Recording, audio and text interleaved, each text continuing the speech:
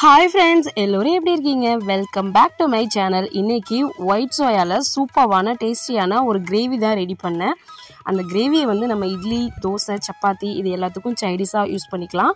Normal white ரைஸ்லையும் வந்து அந்த gravy போட்டு சாப்பிட்டுக்கலாம். வெரைட்டி ரைஸஸ்க்கும் வந்து நம்ம சைடிஷாக யூஸ் பண்ணிக்கலாம். நிறைய ஹெல்த் பெனிஃபிட்ஸ் இந்த ஒயிட் சோயாவில் இருக்குது. எல்லோ அண்ட் ஒயிட் ரெண்டு கலரில் இருக்கும். இந்த ஒயிட் சோயா வந்து ப்ரோட்டீன் அதிகம் உள்ளது. வெயிட் லாஸ்க்கெலாம் நம்ம யூஸ் பண்ணிக்கலாம். கெட்ட கொழுப்பை வந்து கரைக்கும். இதுக்கு தேவையான அளவு எண்ணெய் எடுத்துட்டு கடாயில் எண்ணெய் ஊற்றிட்டு எண்ணெய் காஞ்சதும் கடுகு சின்ன ஜீரகம் போட்டு பொரிஞ்சதும் கருவேப்பிலை ஆட் பண்ணிடணும். கருவேப்பிலை கொஞ்சம் வணங்கினதும் 3 பெரிய சைஸ் வெங்காயம் வந்து நான் கட் பண்ணி எடுத்துக்கிட்டேன்.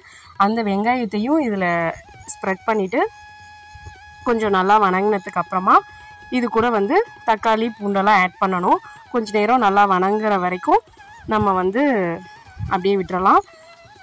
அது பக்கத்துலேயே நம்ம வந்து குக்கரில் நைட் ஆல் ஓவர் நைட் நான் ஊற வச்சுருந்தேன். மார்னிங் வந்து நல்லா ஒரு 3 டைம்ஸ் வாஷ் பண்ணிவிட்டு குக்கரில் மீடியமான பதத்துக்கு தண்ணி ஊற்றி உப்பு போட்டு குக்கரில் 3 விசில் விட்டு வேக வச்சு எடுத்து வச்சுக்கிட்டேன். இப்போ வந்து வெங்காயம் கொஞ்சம் நல்லா வணங்கிடுச்சு. இது கூடவே வந்து ஒரு பெரிய சைஸ் தக்காளி ஆட் பண்ணியிருக்கேன். இது கூடவே பூண்டும் வந்து நான் ஒரு 5 பூண்டு பல் தட்டி எடுத்துக்கிட்டேன். இஞ்சி சேர்த்துக்கலாம். இஞ்சி என்கிட்ட இல்லை. இஞ்சி இருந்தால் ரெண்டையும் பேஸ்ட் பண்ணி நம்ம சேர்த்துக்கலாம். நல்லா டேஸ்டியாக நல்லா தான் இருக்கும்.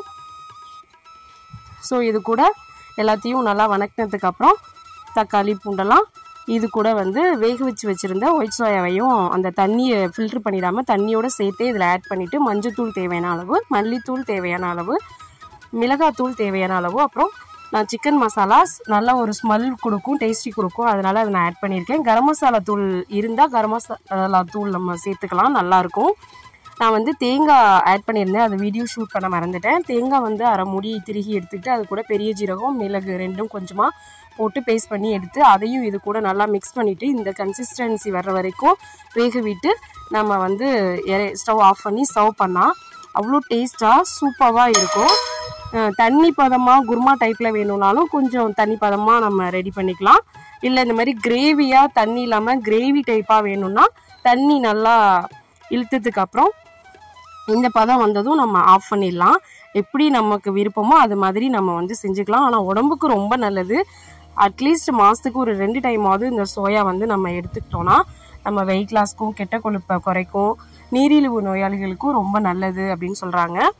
இது எல்லாத்துக்குமே ஒரு பெஸ்ட் காம்பினேஷனாக தான் இருக்கும்.